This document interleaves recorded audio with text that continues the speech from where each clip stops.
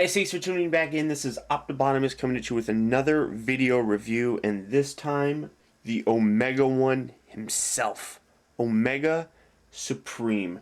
Now, hopefully, I had to readjust how I do, like, cause right there is where I do my normal reviews. This is the other part of my desk. I had to readjust everything. Hopefully, you can see it fairly well. As long as I don't hit my camera or anything, it should work out okay. Now, first off, this is the packaging form, and this thing is bigger than any packaging that I've seen on a Transformer to date. It really is about if you split it down the middle, you have about 2-liter class figures from, like, say, Revenge of the Fallen, and it's taller than it. Sure, there's your size comparison.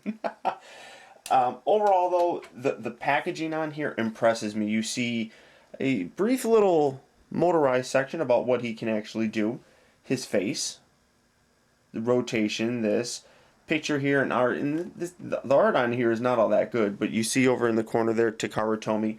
This is the Encore, I believe, 09 release. I picked this up from toyarena.com. They're having a sale on it. It's $79 now, about $20 to $30 off the normal retail price for this.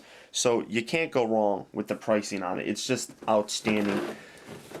Spinning it on to the side, and I don't even know if you'll be able to see that because it's dark. There's just a picture of them, and then you flip around here to the back. Nice artwork here. You get the Dinobots here on the side. You got Jetfire, Shockwave. That's about it. And the Insecticons right there. Grimlock biting a Insecticon. It's fairly nice. And then you see the side here with the actual figure himself, and then the different stages that you can have him in. The packaging on this thing is ridiculously massive. I'm just so impressed with how the packaging on here looks. I really like it. So without further ado, let's get right to the figure himself, shall we? Okay guys, and here you have Omega Supreme in his base mode. The sheer size of this is outstanding. I don't even know if I can properly articulate the words that I'm trying to think of to describe the sheer size of this thing. Again, just kind of giving you a description. This is Deluxe Class Revenge of the Fallen Shoulder Cannon Bumblebee. This is how big he is. I mean, it's just so massive. It's outstanding how brilliant this is. Now, Omega Supreme, a lot of you guys know, is one of the biggest Autobots. And until the appearance of Jetfire and Skylynx, he was the Autobots' way of getting from a planet to a planet. Like, if they wanted to go to Cybertron, they used them. One thing that was always kind of interesting, they would always load up into this rocket, and they would always fly off to where they would need to go. But then when they would get to Cybertron, for example, they would land, and Omega Supreme would be able to transform. The base would stay behind, but it would magically go wherever this went. So, continuity error, whatever, animation error, whatever, just the fact that you couldn't do anything really else, whatever. Omega Supreme was originally one of the Guardians of Cybertron. He developed sentience and started thinking for himself and started transforming, and then he was ultimately tricked by his friends at the time, the Constructicons. The Constructicons used to be good in the G1 cartoon, until Megatron's Robo Smasher got a hold of them and reprogrammed them. Omega was in charge of defending Crystal City. Crystal City was a beautiful place, absolutely gorgeous, and the Constructicons wanted to destroy it. Megatron wanted to have the Constructicons destroy it. So the Constructicons came and said, Omega, Omega, they need you. Decepticons are attacking. Quickly go. And he's like, but I can't leave my post. I have to stay and protect Crystal City. Well, the Constructicons said, well, we'll watch it for you. No problem. It's easy. But what they actually did was destroyed it. Omega Supreme got to where the attack was supposed to be happening, and there wasn't any, and then he realized what was going on. At this point in time, he decided he was going to try to help his friend, so he tricked them and captured the Constructicons again and tried to redo their programming. The Constructicons, though, could not be reprogrammed as this was discovered. Then the Constructicons trapped Omega Supreme, and the Robo Smasher tried to redo him and steal him and bring him to the Decepticon cause. Unfortunately, it didn't, well, fortunately, I suppose, it didn't go all the way through, and they weren't able to actually reprogram Omega, and he was never converted to a Decepticon. Unfortunately, though, it made Omega Supreme very bitter, very vengeful towards the Constructicons, and a little bit, you know, I mean, he doesn't talk too much. I mean, it kind of ruined some of his programming. Until the Constructicons came back to Earth and Omega Supreme found out about it. Then he wanted to attack him again, going against Optimus Prime's orders of protecting some other stuff. There was like an alien that was feeding or something, I don't know. Omega went to go and try and destroy him, but instead decided to follow orders and didn't destroy go after him, go after the Constructicons, and go after the satisfaction of getting revenge on them. So Omega Supreme is just a fantastic figure. Oh my god. In this mode, obviously, you have the little rocket launcher, which I can't show off too much because when I bring it close to the camera, it gets dark because there's not much light. So, very nice. Now, you can extend these out even further. I don't like the way that looks. I like it like this a little bit more. It looks more like a rocket. And of course, whoosh, it flies away. Wow. Okay, sir. The other really cool feature, as you see, Omega Supreme's here. Now, one thing, well, I'll show that off when I get him in robot mode. The really, really cool thing about this is there's no real die cast in this, but one awesome feature is there's a little switch on the back of him that when you hit it, he goes in defender mode, and the tank goes around and around. Oh, hopefully I have that. There's enough clearance there. I don't know if there. Let's see if it goes through again. The back wall might get in the way, but it just goes around and around. The cannon rotates. It goes up and down. It also lights up. Will it go through? Oh, it actually will. Oh, I positioned that perfectly. It's just a fantastic play toy, and it's an outstanding set to actually have, and all my cats are sitting there looking at it because they don't know what the hell's going on. Oh, and my cat almost burnt herself because of my hot light. But a gorgeous cannon. I'm going to turn this off right now. Gorgeous cannon. You got kind of like cannons sticking out here. You have this giant cannon that goes up and down. Like I said, good Autobot symbol. There's the rub sign right there. Now, if you look here on the back, and hopefully I can actually show this, Omega Supreme has a face in there, which hopefully you can kind of see. It's not as good as I thought it was going to be, but it gives him a face. The original G1 figure did not have a face on here, so outstanding piece of engineering or whatever you want to call it. I just think it's a fantastic toy, fantastic playset. Nothing else that you can really do in this mode. I don't know what I'm going to do with them. I don't know where I'm going to put them or if I'll ever be able to display them like this. But to transform him, he is the embodiment of a parts former. More than anybody else I can think of, really. I mean, he really is a part former. So first, we're going to take this guy and we're going to kind of transform this. What you want to do here on the side, just fold these treads all the way out. Now, sometimes you'll have to really pull them to get them all the way out, but that's pretty much what you're going to have. You're going to have them extended like this. Fold the arms out, and you can just extend those down, rotate them around so that this little hole piece is facing you. Do that on the other side as well. Fold that around, just like so. Hopefully I got a little bit more light on this. And you want to take this section here, and you will, well, just leave it like this for right now. Then we're just going to set this off to the side. And then all of this detaches and comes apart. So that's one thing that actually kind of sucks. Separate all of these little bits. They just kind of hook together. Nothing spectacular. Just set that off. We're going to set all of these off to the back side. Come around here. We're going to do the same thing on this side. Oh, and there, you saw me. Separate. You just put these off to the back. Get them out of the way. Come around here. These will slide out. This one already slid out. Now, there is a male and female connector on here. Hopefully you can see that fairly well. Those will just kind of peg together. We'll just set that off to the side for now. On the back side here, you have C and D. Keep those together. A and B, C and D. Those ones will stay together the whole time.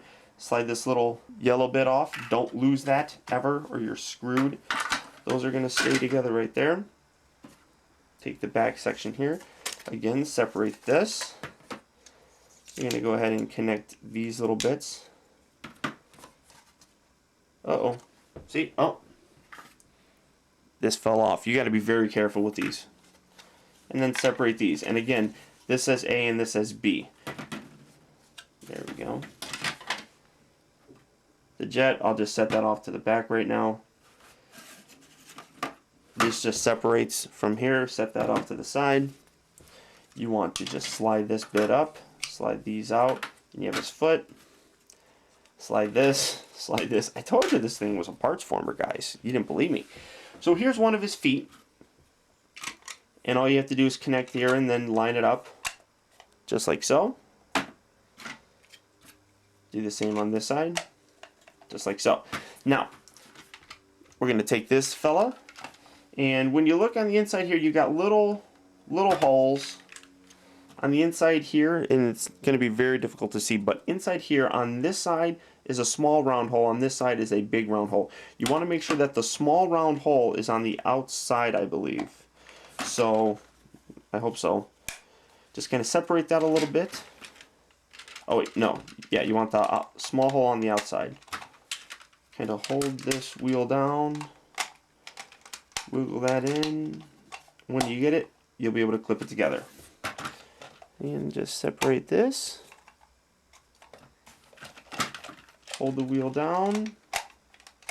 Wiggle that in. Clip that together. And now you have it like so. Now when you're doing this, you want the lower alphabet to be on the inside part of the leg. So here's A. So this is going to be the inside. And then you just bring this in. Make sure you line up the slots. Take B. Put this on the outside. And that'll clip together. Take one of these big guys. Slot it down. Spin around on the back. You have the medium. Slot that. And then a small. Slot that. Keep that clipped together. And again, find the lower letter. So here's C. That goes on the inside. Line up the grooves up in the waist area. Take this guy. Plug that on that side. And if everything lines up, there we are. Medium bits. Slide that down a little bit. Slide that down, rotate this around to the front. The big guy slots here. So far so good. Then you take his back section and then you just spin this around and it hooks down just like so. Lift this, there's a little tab right here. Kind of lift that up. And then this is open to interpretation. You can kind of position however you want. As long as it has this little bit on here, you can put it where it's like this. I think JT Mitchell actually uses these ones with it, where it will look like this on his back. I actually prefer these ones. So you just lift this up and there's little holes on the inside that peg in to the back here. So you just push that in, get the other one, push that in as well, and then clip this down. Oop. And then it falls off! Oh my god! Secured in there, we're gonna hook this on. And you spin it around, and literally, you know, I mean, this is pretty much it. I mean, you can't do anything with these bits, so these kind of just go off and you kind of store them, hopefully. Come around here. Now you have the rocket section. Separate this. This side, now as I said, there's a little tab right here which releases it. Make sure you slide this on the part that has the indentation on the forearm. So there we go. Like so. Position his arms down. Take his head and it cranks back. And when it cranks up, this little bit here will fold out. Take this section, slide that up, rotate his head around.